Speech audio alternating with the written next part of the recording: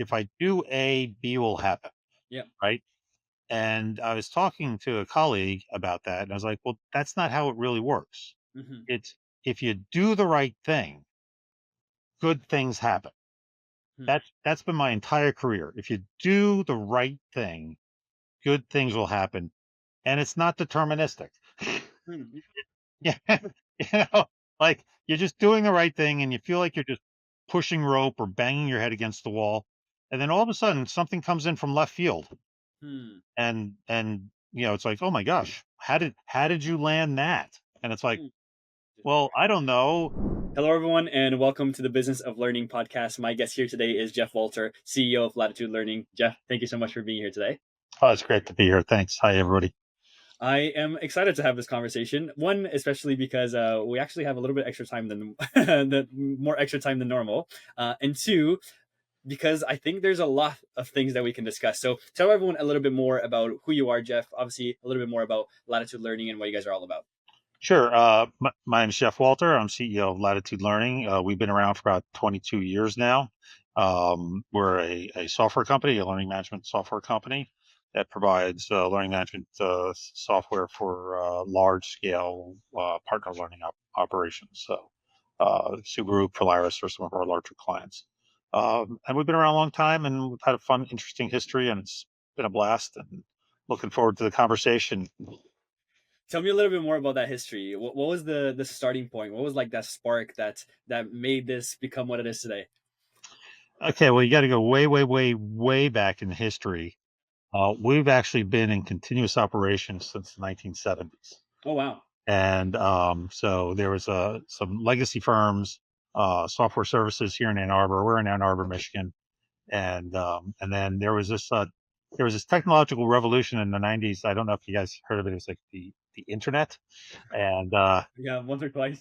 there was the dot-com boom in the late 90s into the 2000s. And software services got bought by the company AppNet. AppNet went public. AppNet got by a company called Commerce One, which was going to be the next Microsoft. Nobody's heard of it because it didn't become the next Microsoft. And then after the dot com boom, there was a dot com bust uh, Hmm. in the early 2000s, and we were a pretty large office, and then we weren't a very large office, Mm. and I was last VP left standing. And in 2003, the powers that be came to me and said, "Hey Jeff, how'd you like to spin off the office?" I said, "Excellent." I had built a couple consulting practices before, Hmm. and I was like, okay, we were doing primarily consulting at the time, IT consulting. And so we spun off, we created Latitude Consulting. And then a couple of years later, we acquired the rights to a learning management system, Mm. which then branded as Latitude Learning. And then there's this other little thing that happened in 2009. It was the Great Recession. Little things that didn't really, now a lot of people have heard about. And then our largest clients, being here in Michigan, our largest clients were General Motors and Chrysler. They went bankrupt. And the consulting world was not really a good place to be at that time. And we had this large uh, learning management system that was actually built to designed specifically for Chrysler and GM to Mm. manage the training to deal. And, Hmm. and at the time, everything was going SaaS. Our architecture was kind of SaaS ready, so Hmm. we SaaSified it to kind Sure. of put more, you know, uh, walls between the portals. Uh, and then we launched Latitude Learning LMS as a product, and we've been a software company ever since. So that's Mm. that's the that's the brief. No, thank you for sharing that.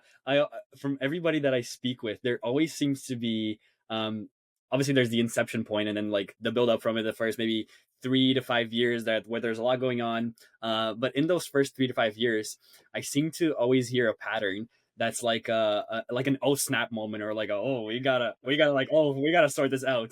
Was there anything like that for you guys as well that comes to mind? Yeah, well, that was the Great Recession, right? So in 2000, so 2003 we become Latitude. 2005 we acquired the LMS. Hmm. There was a company called Novations that did a lot of HR services. They had the LMS. They wanted to get out of the software business. They had a couple large clients like GM and Chrysler, and they sold us the rights, and that's how we got into the Hmm. learning space. Um, But the old moment was our largest clients on the consulting side and on Mm, the learning side were General Motors and Chrysler. And when your two largest clients that represent a really big chunk of your revenue go bankrupt, mhm. um, there's not a lot of consulting work to be done. No, what was your first thought? Yeah, when that happened, what was your first thought? What comes to your mind in that exact moment? Like, "Oh, like, we gotta sort this out?" Well, two things. One was, oh, what about all the money they owe me? That's It important.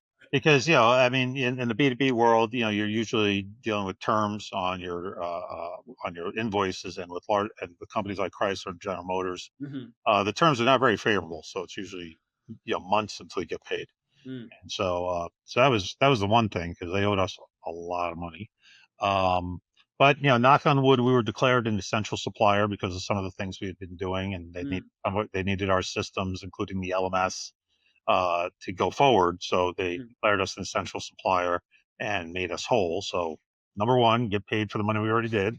Yeah. Um, but then two, we struggled through that time because even though when you're in bankruptcy, Mhm, um, you have to still keep providing services. You'll, it's kind of like whether or not you get paid for the services you provided the client before bankruptcy is a mm, question mark. But if you're asked to provide services after they declare bankruptcy, the mhm, bankruptcy judge will make sure you get paid. It's mm, all a matter of when, hmm, right? And so we were in a real tight cash bind because we didn't know if we were getting paid. If we didn't know if we were going to get paid on the old invoices, mm. we had to keep providing services under federal law. Um, uh, uh, but we were in a cash bind, so Yeah. is Like stuck in this in between. yeah, Yeah. and when they represent a large part of your business, Mhm, um, I mean, if it's 5-10% of your business, it's like okay, all the other clients can fund it. But when it's a pretty big chunk of your business, it puts a squeeze, and then employees like to get paid. So that's definitely how it goes, yeah. yeah, yeah. So we went through some pretty difficult times there, Mm, where we needed to work together as a team with the employees, and we did some things, and it's really it's interesting. Just in general, just in business in general, this happened a couple times in my career. mm, Uh, yeah, it's like anybody can make money in good times. It's when the tables turn and you're in hard times, that's when real leadership comes mhm, through. And also that's where the culture that you set up hmm, um, really starts to play. So, if you've had a culture of not caring about your people and mhm. that kind of Scrooge McDuck type of thing, Yeah. um, when the hard times come and you got to lean on your people and ask them to make sacrifices, Mhm, um, they don't want to. But if you're, and that goes to some of the questions about, like, books and stuff like that. But basically, we got together, we figured it out. I had to lay a couple people off, uh, s- uh, temp, because there was no consulting work. mhm, Um, but and then for a bunch of folks that were here, I had to ask them to work for minimum wage. Or I asked them I could work for minimum wage, or I can lay you off, but I'll hire you back when this whole thing mm, clears. And long story short, we were made an essential supplier. We got paid for all the work that we did. We got paid for all the work we did under the bankruptcy. We got made whole, and not only did I bring everybody back up to par, but then at the end of the year, I gave them a bonus mm. to cover the gap between minimum wage and Yeah, from what they were made making. before. For Interesting. Yeah. highly paid tech people. So Uh-huh. And um, from the experience that you gained there, obviously it's a tough position to be in. Obviously, everything just kind of crumbles yeah, yeah, on top of you. There's nothing you can do about it. Like it's out of your control, right? yeah. But obviously it's one of those things where telling the story, yeah, no problem. This is what happened, but actually going through it is completely different. Oh So yeah, yeah. That was yeah. probably that was probably the most difficult couple of year period of my career. Mhm. Yeah, So from that experience, how did that change? Two questions about that. I want to talk about culture, but we'll touch into that a little bit yeah. later. Um, but from your experience of going through that, having to deal with it, and obviously coming out of that dark tunnel, how did that change the way that you viewed and the way that you took action into the business later? Um, it didn't it didn't fundamentally change it for Mm, me. What it did is really solidify and prove out in, in the most challenging way the mm, precepts that I had believed in. mm. So prior to that, my career goes back a while and back to the 80s. Sure. And in the 90s, I was a big student of high performing organizations. Like what makes a high performing organization? And books like Built to Last and Discipline of Mm, Market Leaders and First Break All the Rules and all these books, they're all about high performing organizations. And so and open book management and things like that. mm, And when we spun off and became Latitude, I put a lot of those concepts into practice, right? mm, Like open book management. Like our books are open. We have a monthly for 22 years. Every month we have an all hands meeting, and we go, here's the financials, you know, and people have access to it, and people can also know, like, everybody knows what everybody makes. Uh, I mean, we don't publish it, but most of the staff has access to the books, and you mm. can see, well, this guy costs X dollars an hour, and it doesn't take a rocket scientist to figure out how much that means per year, Sure. right? Um, and Interesting. So it didn't, sorry to interrupt you, but yeah, so it didn't make you more cautious on how to make those deals, how to deal with certain no, adverse situations and things like that. no, no. What it really did, is it really solidified the power of being a high performing organization, having Mhm, that culture, building that type of relationship with your mhm, staff, and then also in that entrepreneurial mindset, where is the opportunity, mhm, and how can we turn, where can we find opportunity in this land of waste, right? Like, because it was kind of like the dot-com bomb when it went, sure, when the boom went bust.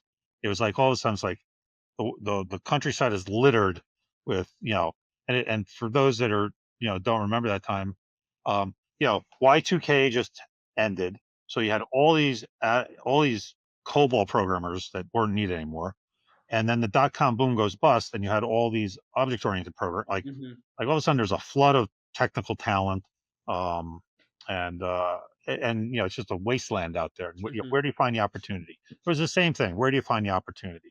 And that was the pivot to the LMS, mhm, because on the one hand, the LMS space is a terrible space to be in. There's mm, hundreds of competitors. There's usually two or three firms that dominate the landscape with half of the market share, and then mm, the other like 300 of us are competing over scraps, right? Um, but it's a but and being a career consulting guy, you're always able to make money on your feet doing things.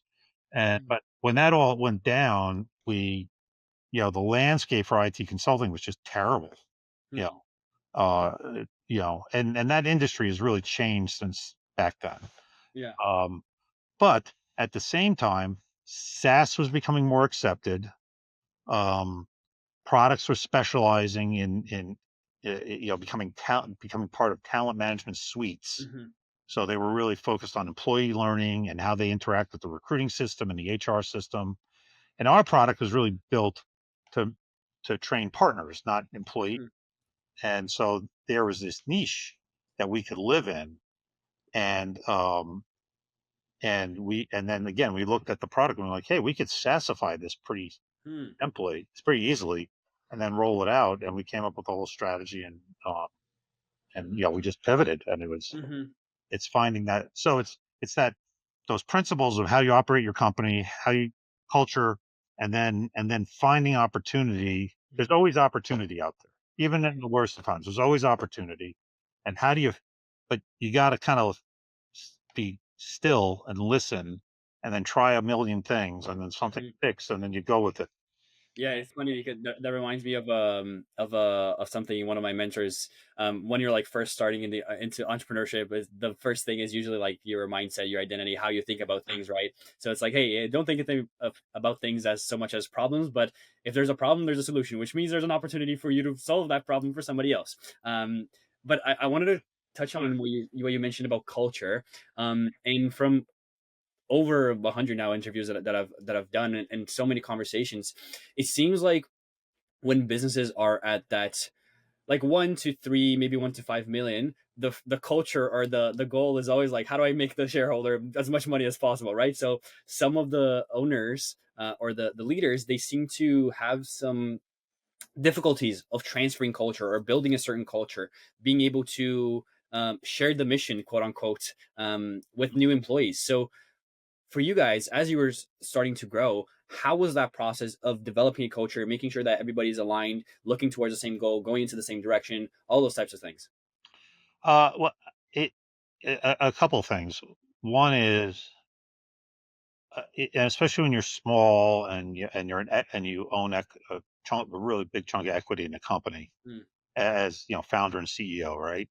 Um, and at the time, I owned the entire thing, still mhm, own the entire thing. So, mhm, um, you know, I think where a lot of entrepreneurs or business owners mhm, get hung up is they view it as it's all their money, mm, right?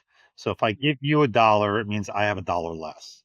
And I never thought of it that way. I always paid myself a salary that was comfortable and I can live off of, and all that kind of good. Unless times were bad, and then I was the first one to cut.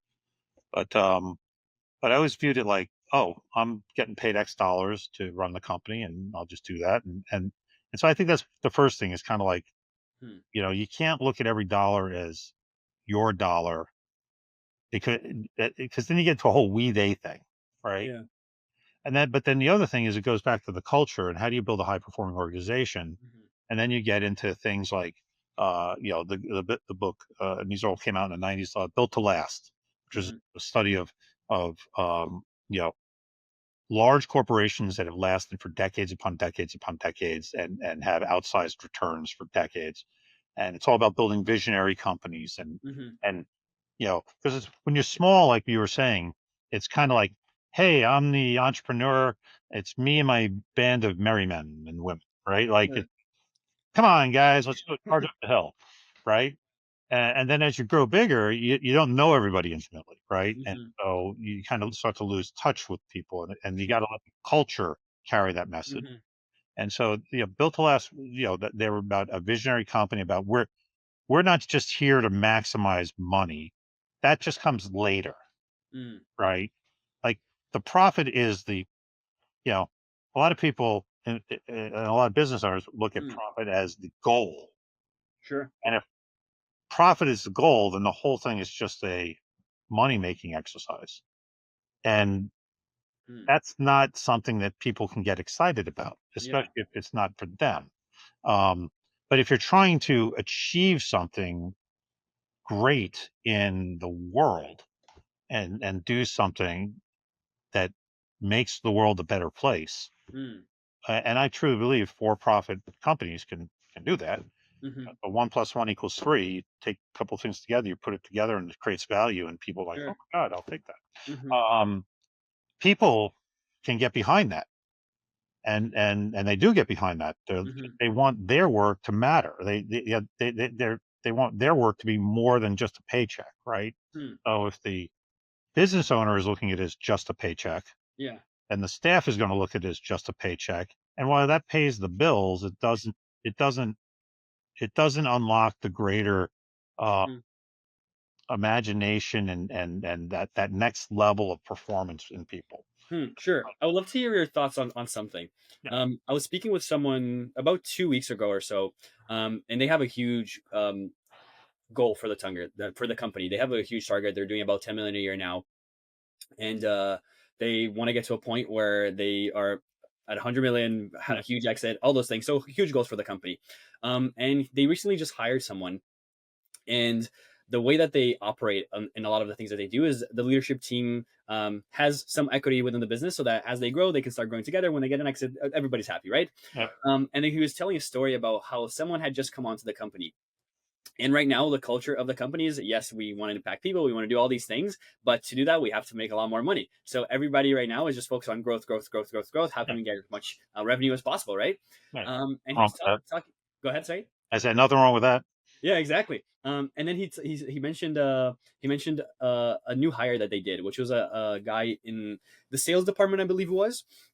And within their first month, this guy was doing well, but a lot of his concerns were always, am I fitting into the culture? Am I fitting into the culture? Am I fitting into the culture? And this always kept coming back, which his focus was, instead of, hey, how can I just apply myself to make as much money to the company as possible, started shifting to how can I be liked and fit into the culture as much as possible, which in a way is great because he's trying to fit into the culture, but also bad because it's affecting his results and his actual capacity to do the work and get the output. So when I was speaking with this person, he said, yeah, we ended up having to let him go because it ended up, for him trying to be such a company culture fit, he ended up not being a fit. So it was an interesting dynamic for me to hear, Yeah. because we hear about it so often, like it has to fit the culture, it has to fit the culture. But in this case, that ended up being like a two-way road, where yes, he wanted to do that, but it took away a lot of focus from everything else.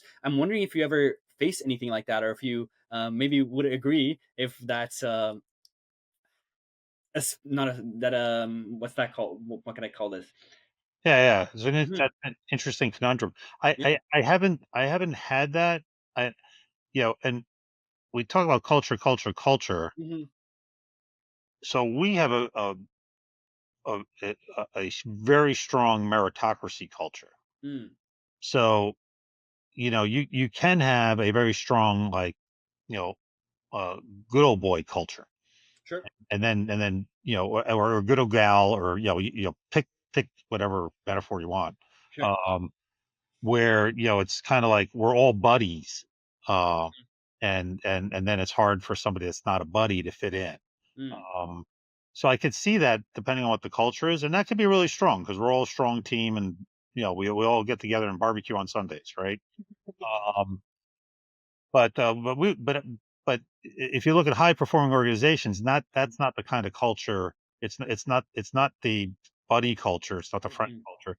It's being a pure meritocracy, but then within the meritocracy, treating people with dignity and respect, Mhm. um, honoring your word. Like these are the cultural norms we really focus on, right? Like you be true to your word. You say you're going to do something, you do it, and Exactly. how hard um, you treat people with dignity and respect. You don't try and like say in a sales role, you don't try and mislead a client just so you can Mhm. get that extra nickel on the sale, Sure. right?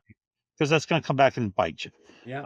Even though you might be racking it up for a couple of years, next thing you know, they become the problem clients because they thought they were going to get X, but they really got Y. Mm. Um, so it'd be interesting to in that scenario to go in what part of the culture didn't fit because Mhm. I haven't seen that because we're very focused on that honesty, integrity, Sure. respect for others, do what you say you're going to do, meritocracy, Mhm. and within that set of cultural values, Mhm. you can have a lot of diverse um, sub uh, Mhm. um, cultures with subculture is the wrong thing. A lot of diverse people in terms of Mm. attitudes and Right. mores and all that kind of stuff. Like it all fits into the other. Right. It's like Mhm. it doesn't care, doesn't care, what, race, religion, ethnicity, all that's like none of that matters. It's all, are you honest? Are you doing what you said you're going to do? Are you good at what you do? Mhm. Are you are that's all we care about. And, Mhm.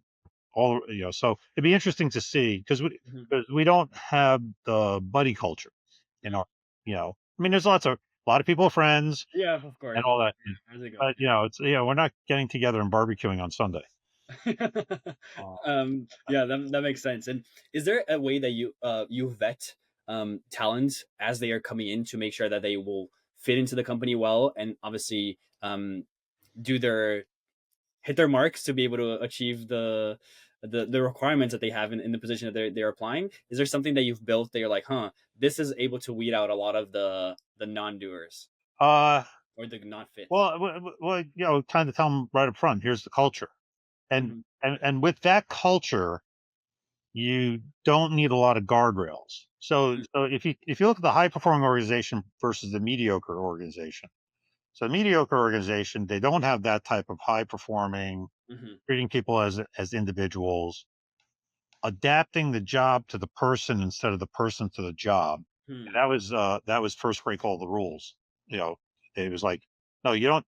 You know, the classic model is here's my organization. I've got all these pigeonholes, and you have to comport to this job. Hmm. This guy, this is a marketing analyst one, and a marketing analyst one does blah blah blah blah blah, Hmm. and then you're good at A, B, and C as a marketing analyst, but you're not good at X, Y, and Z. So we're gonna try and make you good at X, Y, and Z. Hmm. And that's your typical organization, and that's your and you end up with good but mediocre results.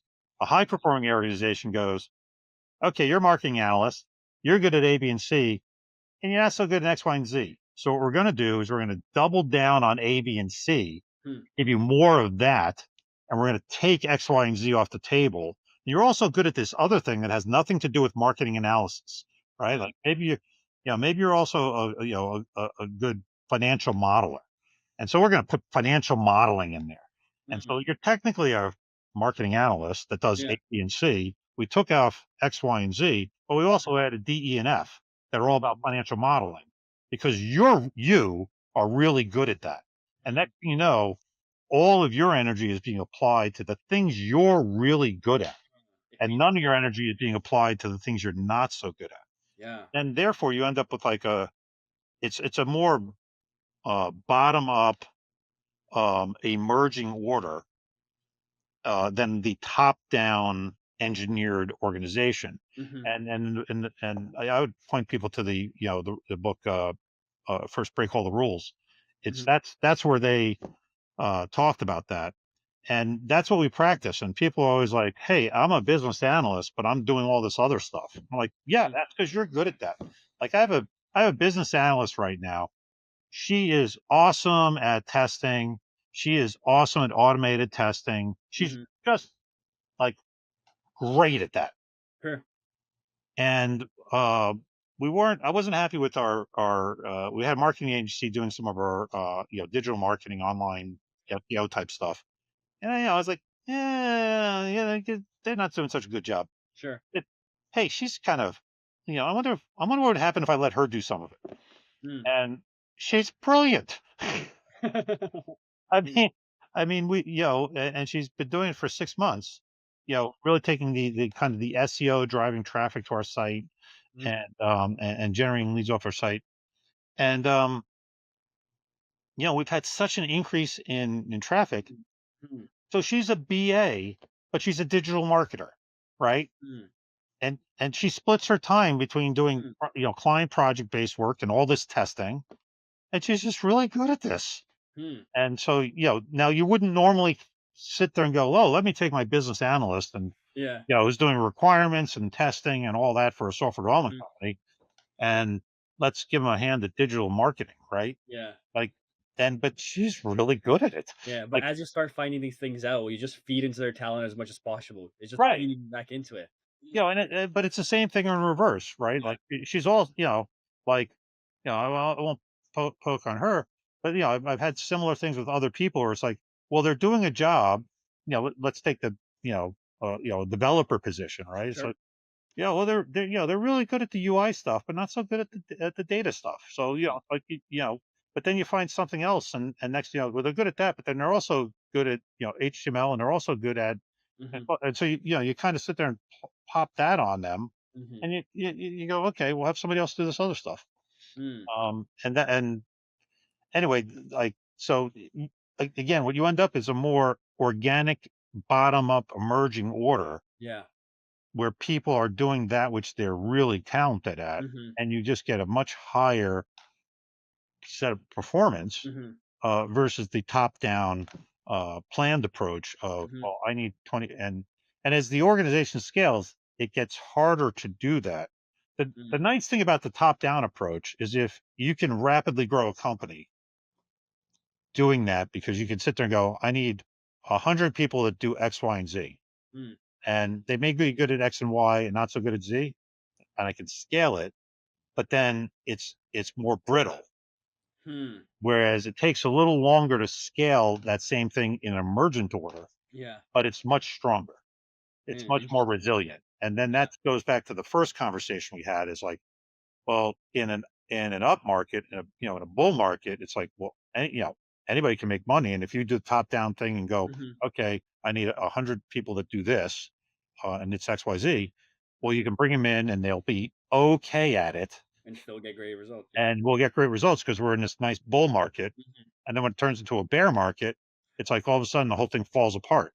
Yeah. Um, Uh, so it's yeah. fascinating. It's interesting. Mhm. Yeah, obviously, thanks for sharing that. I wanted to talk a little bit about the trajectory of getting the company to where it's at today. Obviously, working with huge clients, the company's seen a lot of success.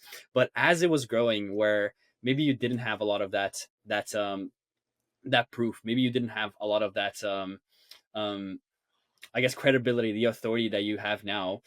How were you guys functioning? How were you doing your best to show the value that you're providing for new customers, new clients as they were coming to the door and you're having these conversations, trying to get the business I wouldn't say off the ground, but maybe Yeah. the first 1 to 5 years there, just really trying to show that value proposition to then start to grow and scale.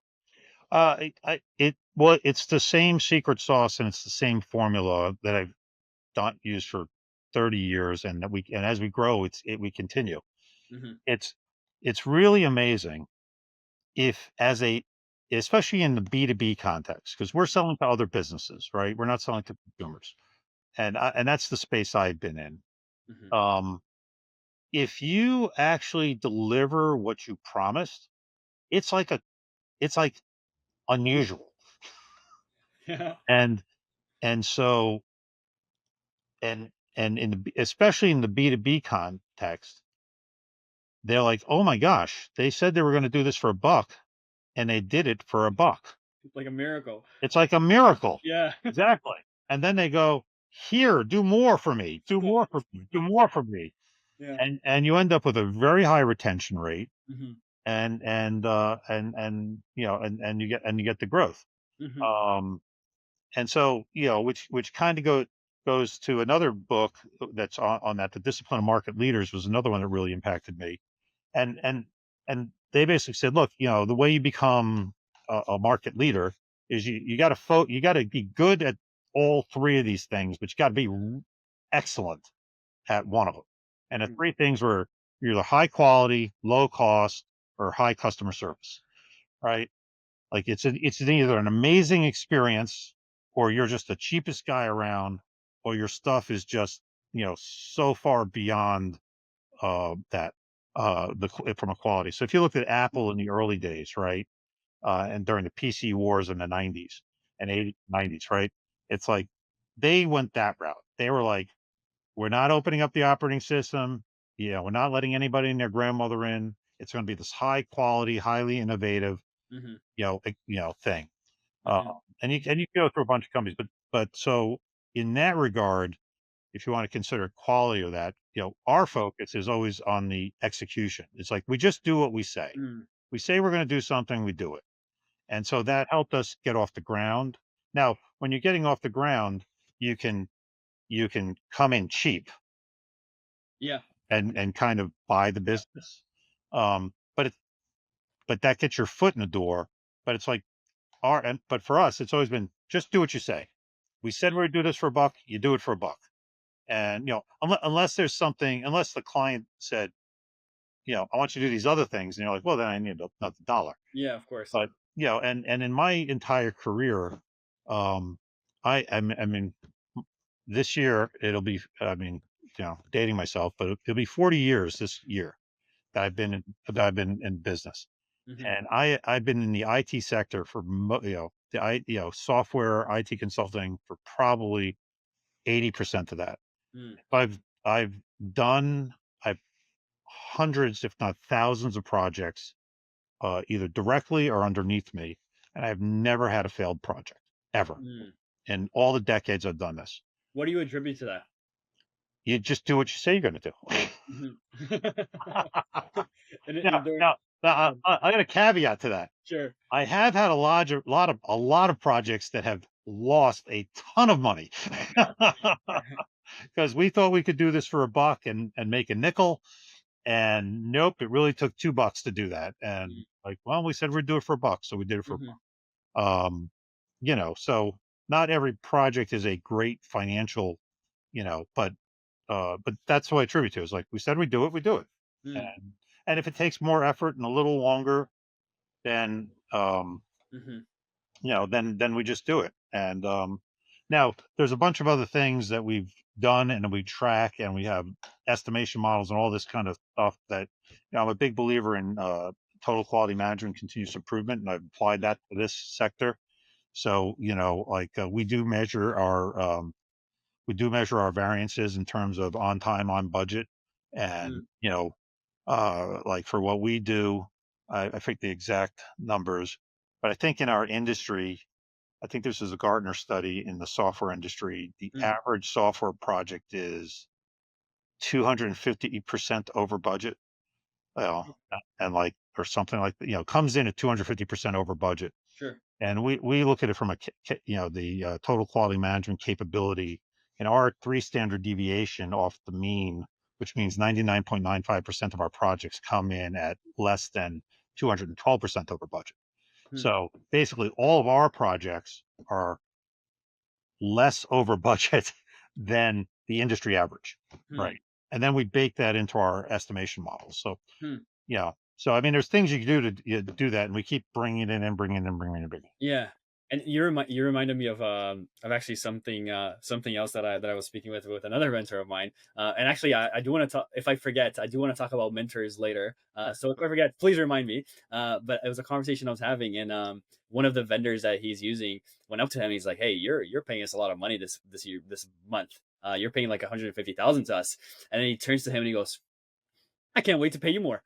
It's just like, and it's just like Yeah, if you're delivering like it's hey I'm gonna do this and I'm gonna get this it's just so clear and it's so interesting that after interviewing so many businesses that when you look at it from the outside it looks so beautiful looks so shiny oh right. 10 20 50 million and then you're talking to them internally and it's like hey there's all these things that are going on there's all these issues with client acquisition there's all these issues with growth there's all these issues with whatever it might be and then you're asking them hey how why is that happening it's like hey it just oftentimes it's not how we think it's going to go or oftentimes Well, we don't have that proof right so it's interesting to see that too.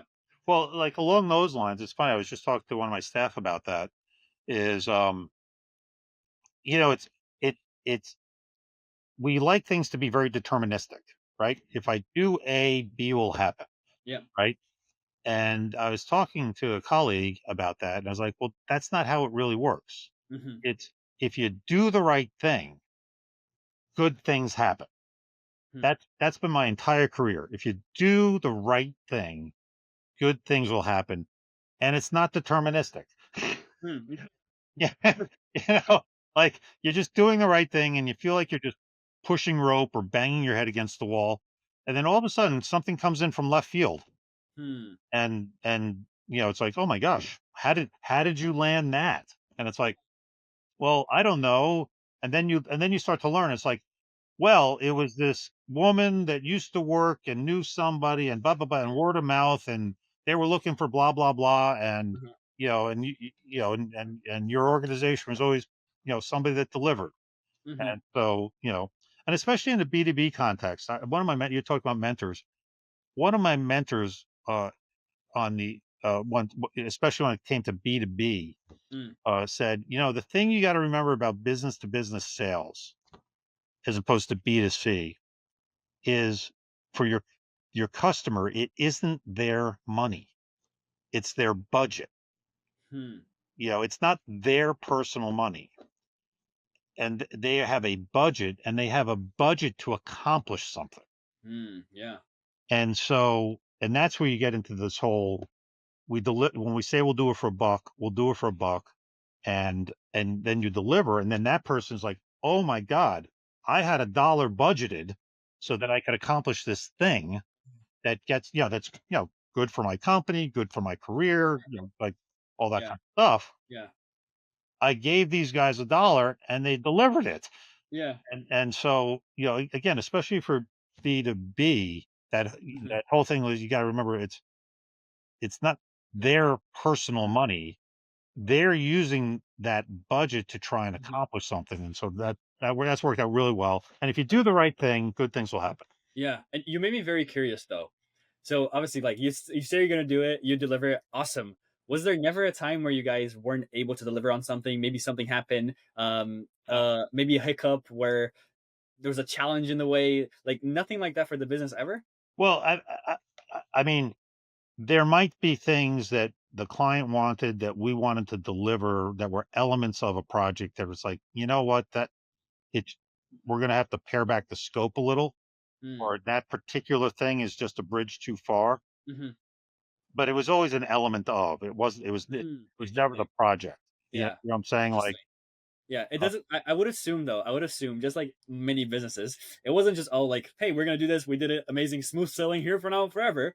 So, no, that's what I'm saying. Like I said, never had a failed project, had a lot of projects that lost money, right? mm, Like mhm, and it's, you say you're going to do this for a buck, right? We'll do A, B, and C for a buck, and then you get into it, and you're like, oh crud, we we thought C was something we could just throw in. It's an easy thing to do, and it's a sure. whole big effort. Mhm, But we said we are gonna, but we said we are do it. So then you mhm. do it, and next thing you know, you're in for a buck 50, and you lose 50 cents on the project. I understand what you mean now. I understand what you mean. So What were some of those biggest challenges for you guys as you were growing? Was it part of the delivery process? Was it part of the client acquisition? Was it part of the team management? What were the things that really kind of not stop the business, but were bigger obstacles to grow the business? for us, because we have that delivery mentality, the delivery is plenty challenging, right? It's never like, hey, we planned this thing out and everything went according to plan. Life's Mm. great, right? Yeah. It's like we plan this thing out and then life happens. And then how do you respond to that? And that gets back into the culture thing. And that gets back into having people do the things that they're best at instead of Hmm. trying to do everything that Hmm. with a predefined set of responsibilities. And Yeah. that gets into, you know, opening up your books. That gets into giving people the responsibility and authority to get things done. Like another thing, another mantra around here is, you know, uh, ask for forgiveness, not permission. Hmm. Right. So when you get into those difficult situations, just do the right thing. Do what you think is the best thing to achieve the end result. And when we look at it Monday morning, well, maybe there's a better way to do it. Hmm. So ask for forgiveness, not permission. But the intention was good. Yeah, I mean, you're focused on the right thing. Maybe you spent a bunch of money that, we could have done it this way cheaper and saved a nickel or whatever. Hmm. But always ask, so it's another mantra here is, better to ask forgiveness than permission. Permission slows things down, Yeah. right? And for us on the delivery side, that's our strong suit. That in that Mhm. discipline and market leaders, we're all about delivery. We deliver as promised. Our biggest challenge is on for us personally is on the client acquisition side. Mhm. Um, because quite frankly, we're good at delivery and we're very honest. Mhm. And sometimes that doesn't fly very well. Interesting. Was it was it because of lack of trust from possible prospects? What was that what was that hump in the way? Well, it's not the lack of trust. It's the challenge of credit. It's not a challenge with clients that you've worked for because they know. Yeah, of course. Right? It's the new client that doesn't know because everybody says they deliver, Yeah, right? Everybody says they have, oh, we got this great methodology, right. people, blah, blah, blah. And so, how do we as an organization credibly signal and to a potentially new client. No, no, no. When we say, like a perfect example, large automotive client, Sure. um, they won't name them, but they they were looking for new LMS and they picked a competitor, Mm, big name competitor, and it's like they just felt more secure with the big name competitor, right? So yeah, it's the old nobody ever got fired buying from IBM, right? sure. And anyway, they had a terrible experience. Mm, So now the contract's up, they rebid it. We were the runner up in the first go round. They rebid it. They decided to go with us. mhm, And we were talking about updates. Now we do we operate on a 2-week sprint system, so we do 26 updates to our software a year. nice. Every 2 weeks, it's a new version, new version, new version, Mm, right?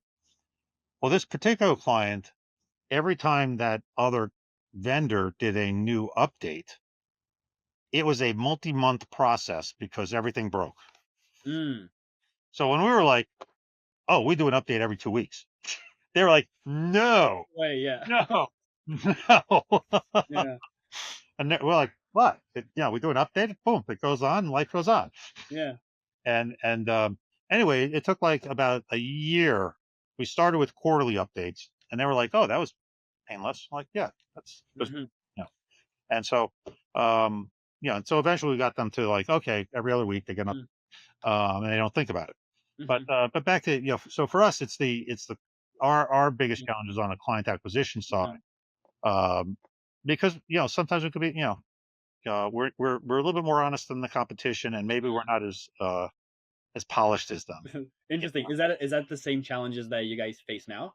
Yeah, yeah, it's the same. Mm, Very, very, very, very similar. And what we've done to overcome that, and this goes back to the built to last, is to create that visionary company, and not just like look and what I've recently started, um, is just getting out there and saying, look, this is how you turn your training program into a strategic asset. Yeah, mm, 'cause we're an LMS. It's all about training. 99% of the training programs out there are viewed by the executive staff as a cost of doing business. It's like something we got to do, like accounting, sure. right? You just got to do it, right? But it doesn't really drive any return on investment. Mhm, And it's like, no, people drive your business. Training helps your people mhm. perform better.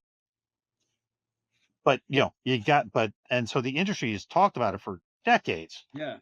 But as an industry, we're terrible at it. And so Mhm, that visionary thing is like, no, because nobody actually put the blueprint together that said this is how you do it. hmm, And so that's what I'm doing now. And it's to your point on the credibility. It's like it's that built to last visionary. Look, this is how you do it. This mm. is how you turn your training program into a strategic asset. This is Interesting. how you know. And so like the best example of training as a strategic asset Mhm, was when Chrysler went through bankruptcy in '09. mm, Up at the senior levels, they decided they were going to pare down the number of dealers by a third. mhm, And one of the things they considered at the most senior levels was the level of training at the dealership. hmm, Now they they thought about because they had the data that said a trained person sells twice as many, so many more vehicles than an untrained person, and a mm, trained tech, fixes it right the first time. So many, they had all their fingertips, and so they knew as they were paring their network down that they wanted to keep the highly trained dealerships and to let go of and it's not the only thing. It was one of the things, right? I mean, there's a multitude of things that go through. My, mhm, my point is when your training program in a time of crisis like a bankruptcy, mm, the the participation in the training program is considered one of the things that the people trying to turn around the company are considering important. mm, You're a strategic asset. mm. That makes sense. you know Interesting. So is the challenge that makes a lot of sense, by the way. I thank you for sharing that part. But so for you guys, the challenge then is it the trying to get rid of that apprehension? Is it trying to just really show the value, because a lot of times you don't have the opportunity, like you just said, to show the customer. Obviously, if they had a bad experience, they went with you, and there was a process of like, hey, here's the proof that we can get that. So is it getting rid of that apprehension from them? Is it just building the reputation and the trust through things that you've done in the past? How? Yeah, I just want to understand that. Well, it's laying that it goes back to both. It's that visionary thing. Mm, It's about evolving as you go down, mhm, in terms of a business. Like, just don't stick in this brittle lane. mm, What you said it earlier. Like, there were problems. Problems are really opportunities. mhm, Like, is like another thing for us. We were like, geez, we started off with these clients that were very sophisticated in what they did, and they treated their training program like this, mhm, like a strategic investment. And then we launched the SaaS, and we got a whole bunch more clients, sure. and then we got exposed to more of the normal thing in the industry. Mm, And for a long time, we were kind of a little frustrated, like, why aren't they behaving like this? uh-huh. And then we'd have some client turnover and stuff like that, and we'd be like, why, and it's like, oh, Bing, it's a problem in our industry. Most programs don't operate that way. Most Mhm, operate as knowledge is good. Let me get a training program. It's and it's all good stuff. And there's people doing really great work out there. sure. But turning around and saying, boom, here's the impact I had, they struggle with. Mhm, I was like, oh, it was one of those like aha moments. It's like, oh, let's help them do that. yeah. That's a problem. Let's stop saying, you guys, there's this problem. Let's take the problem as an opportunity, Mhm, lay out this vision of how you can get there that people can understand, mhm, align the tool with that vision. mhm, And now, on terms of the client acquisition side, it's like, if you buy into this vision of how to have this highly impactful program, well, then this is the platform that will help deliver that. mm, Now you could deliver that on some other platform, sure. but and that so and then you get a set of clients that are aligned with your vision, and then Mhm. they're less likely to leave, and then you get to have Yeah, you for get sure. like Yeah, Jeff, is there anything, or what are maybe some of the things that you wish you knew before you started this entire journey? Maybe from your own lessons, maybe from a mentor that told you this, and you're like, ah, probably not, and then it happened. So, what are some of the things that come to mind on things you knew, things you wish you knew before this whole journey started with the business? things I wish I knew. That's a good one, because there's been so many lessons over the years that it's hard to say. Hmm. Um, and I think it goes back to what we talked about earlier when the recession hit, 15 years ago. It was a lot of that stuff was like book knowledge to me. Mm, It was like theories that people put out there. yeah. And so I wish I had actually known more, because it proved true. Hmm. You know what I'm saying? You wish you didn't ignore it. I would, yeah. And I was a student of it. So I was like, this is really it. Right. Mm. Um, So would but you say it's like just taking the advice as it is rather than maybe questioning it? or embracing it fully, Mm. instead of dipping your toe in the water, Hmm. like, Hmm. like, but then but I also think, in terms of things that I wish I knew, everything, organizationally, everything takes longer. It's hard. It's always harder. Mhm. Y- you know, um, and yeah, and you have to be resilient, and that's where, I was talking before. You kind of follow all those precepts in some of those high performing organization books, Mhm. and you actually build a very resilient organization. It's Mm. harder to scale, but when the inevitable downturn comes, The foundation. the foundation's there, and you'll survive to live Mhm. another day. And that Mm. I like that. and so I wish I had more faith in the things I believed, Mm, in terms of how you do all that. And it wasn't until it proved to me, and that was the biggest one, the recession. There's been cycles over the 20 some years. mhm, Um, yeah, and then the other thing, it's not something I wish I knew, but you know there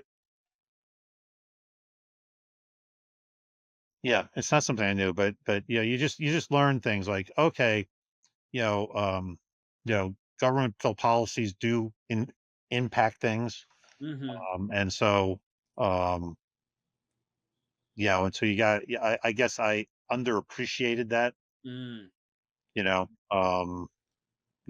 being more of an entrepreneurial minded type of person, and so mhm. and that can be a good or bad thing. It's not.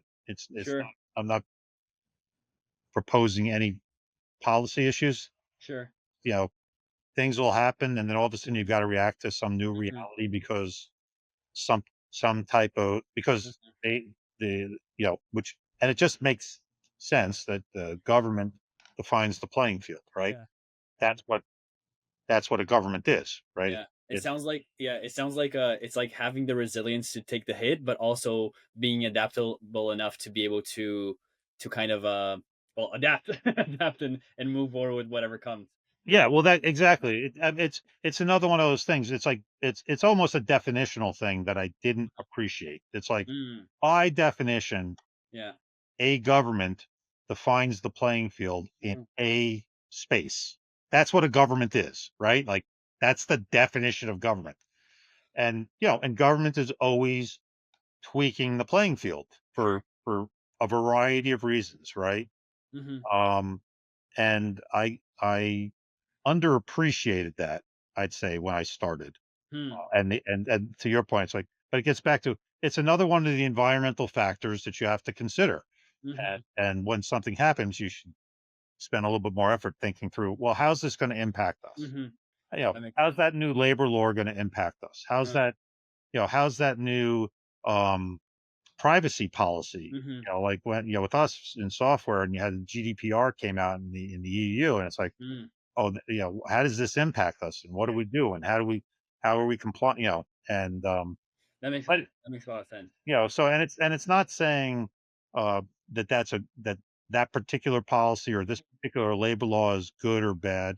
The Affordable Care Act was something that Mhm. for us um, at the time, being a small business and a business of folks that were generally older, um, all of a sudden small businesses got rated on the age of the person and the number of kids.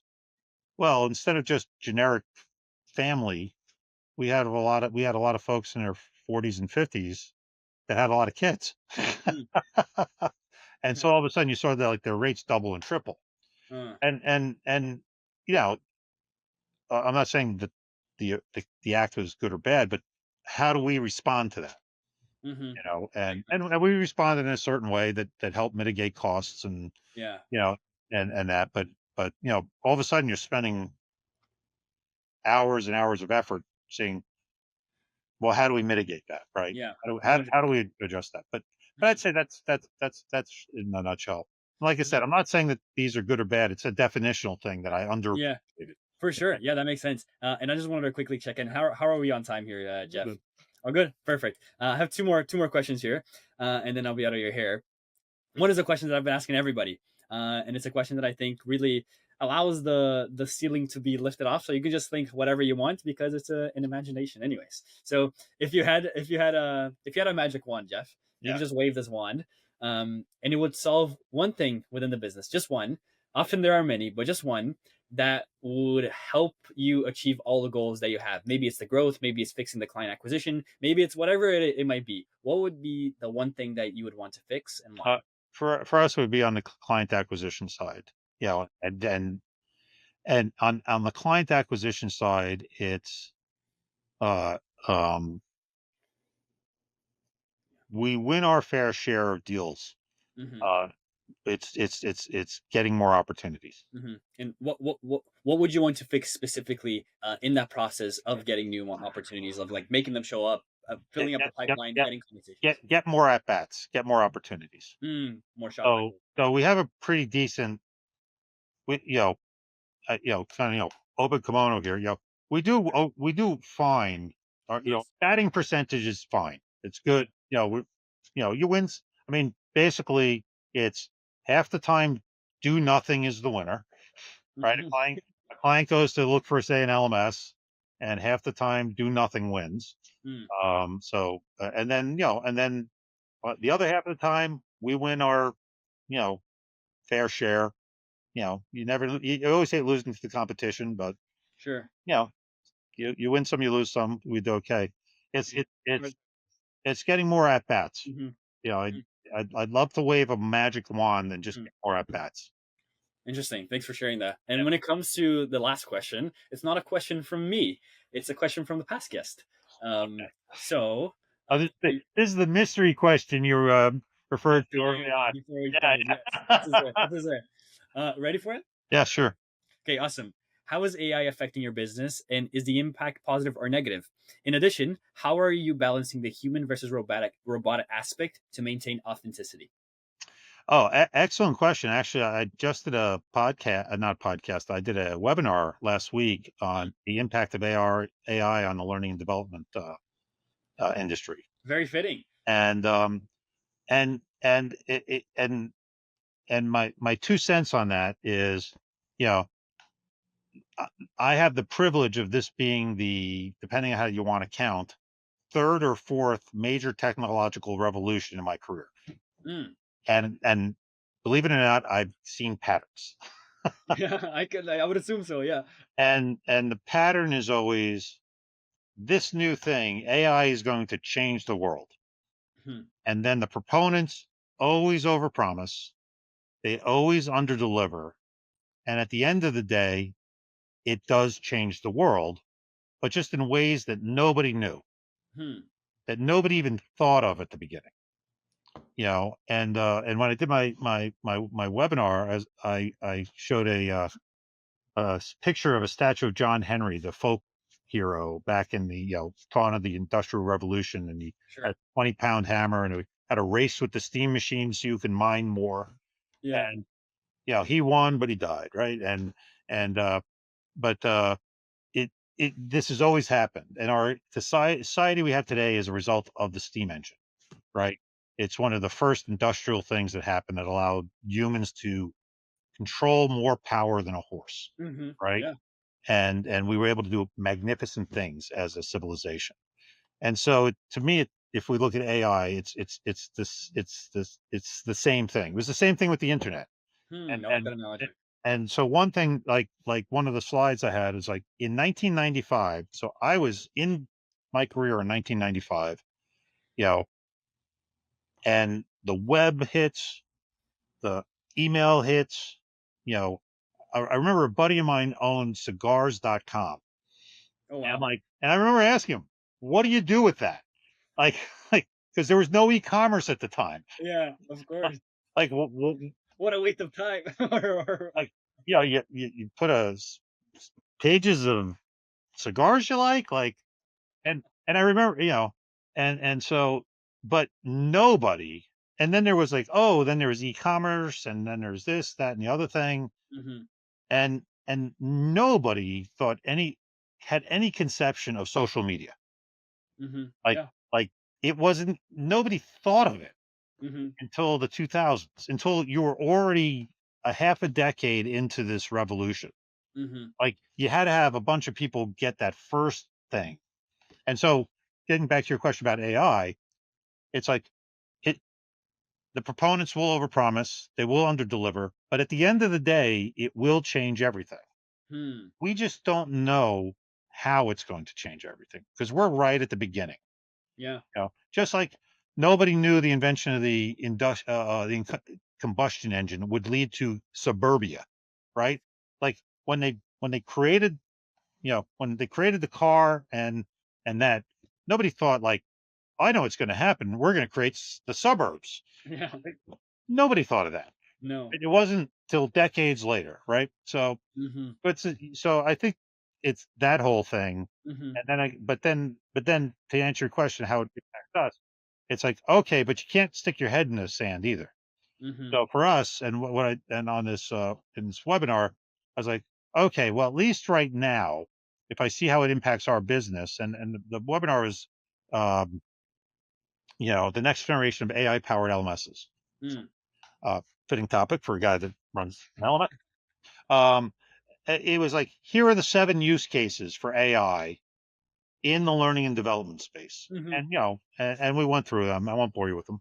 Um, but I can, and I said, and here's the ones we're working on because we think Mm. there's a good return.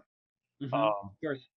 and but I can guarantee you, 10 years from now, 15, 20 years from now, somebody's going to come over along in 2030 and having experienced half a decade of AI, Mhm. come up with this brilliant idea that if we just did Much better. this, Yeah.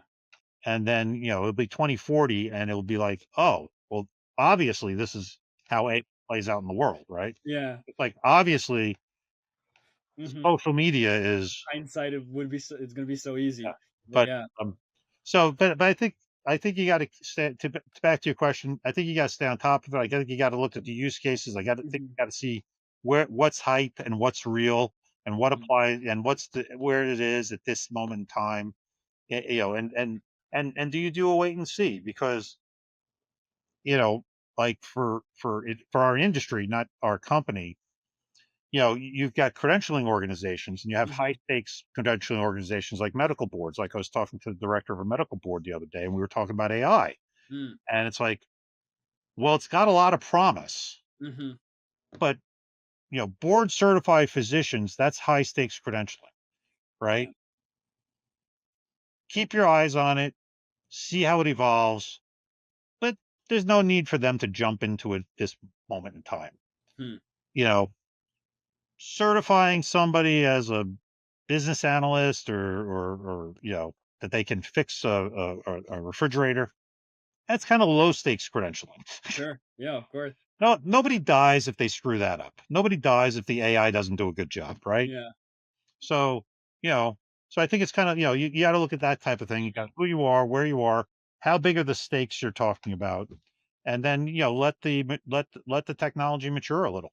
If especially if you're in high stakes. Yeah. But on the flip side, there's plenty of guys doing like customer service, chatbots, things like that, that Mhm. they're getting huge productivity gains. But it's customer service delivery for Amazon, right? It's like, if the bot screws it up, you got your jeans a day later, right? Uh, you know, yeah, and then also on the authoring side, Mm. I think one of the big things that with the content generation, the generative AI right now, Yeah. um, a huge use case is the generative AI, and if you're using that where the human is still the ultimate author, Mhm. especially in our space where you're creating courses and courseware. Yeah. It's like you get a 10x increase in productivity if you're Mm. using AI tools to generate courses. But then the human is still sitting there going, "No, this was a hallucination. We're not going to do that. That was wrong." But Mm. they can get a 10x increase in productivity. So I think you got to look at those types of things, and we're looking at those things. We've already put an AI chatbot in how to use our system out there. Mm. Um, because again, it's a relatively low stakes thing. Of Worst course. is an administrator it tells them to do something and it doesn't work. And then Yeah. they call our You're always putting it on a balance. yeah, Okay. yeah. And now we're moving it into, and we want to, now we're extending that into the portals so that clients can create their own chatbots, Mm, and interesting. then, the other use cases, but Yeah, ever evolving, ever ever evolving. evolving, right? 100%. And the world's always changing. So Yeah. you always got to bring new things out of the potential, and Yeah. you gotta decide what within the existing order needs to change. So, Yeah, for sure. Josh, thank you so much for your time, man. I really oh, it's a lot of fun. This was a blast, man. This is a lot of fun. I yeah, really appreciate it. I'm glad you said let's do a little bit longer than 30 minutes. Yeah, I'm glad yeah. we did that. I'm glad we did that. So Oh, yeah. When you said, "Oh, I want to talk about this, that, and the other thing," I'm like, "Oh, that's an hour easy." yeah. For sure. So definitely appreciate you making that call. But yeah, thank you so much for your time. This has been amazing. Definitely one of the greatest ones so far. Tell everyone a little bit more where they can go if they want to learn about Latitude, if they maybe want to learn a little bit more about you. Anything you want to shout out? Well, Okay. Well, again, Jeff Walter, CEO of Latitude Learning. I'm on LinkedIn. Just look up Jeff Walter, Latitude Learning. Or you can go to latitudelearning.com. That's our website, and you find us there. A lot of the stuff that we're talking about on the learning side, we're putting out there the thought leadership, that visionary stuff. And I'm hoping in a month to finish a book about all of this stuff. So, we'll see how that goes. amazing, Jeff. Thank you so much. All right. Thank you. Thank you. And thank you, your audience, for listening. Thank you.